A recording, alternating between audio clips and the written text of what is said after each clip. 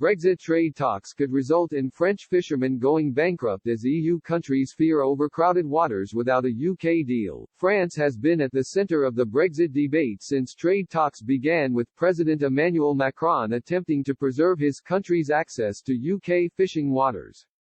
Mr. Macron has vowed to fight for fishermen in France, whose livelihoods could be hugely affected if a deal can't be reached and they lose access to UK waters. According to NAFC Marine Centre's data, UK vessels land 32% of fish in its waters, while EU states combined take 43%. Norway, which is not an EU member state, takes 21%. This means there are many countries in the bloc where fishermen depend on British waters to allow their businesses to succeed.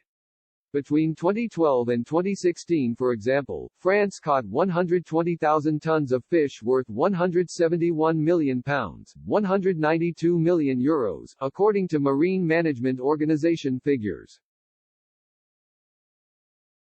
The Netherlands and Denmark both caught around £90 million worth €101 million. But the UK only gained £17 million worth €19 million of landing from French waters in the same period. The concern in Boulogne-sur-Mer, one of France's major fishing ports, lays bare what is at stake for not just Brits but also the EU in Brexit negotiations. DW, a German broadcaster, spoke to Olivier Lepretre of the French Fishermen's Association. He used a map to highlight just how small the waters for EU vessels to operate could be if a no-deal scenario is the conclusion to negotiations. He said, if there is no deal, the French fishing boats and European fishing boats will all meet in this small area. The Belgian boats, the Dutch and the French. We will then systematically overfish, and then this will quickly lead to bankruptcy.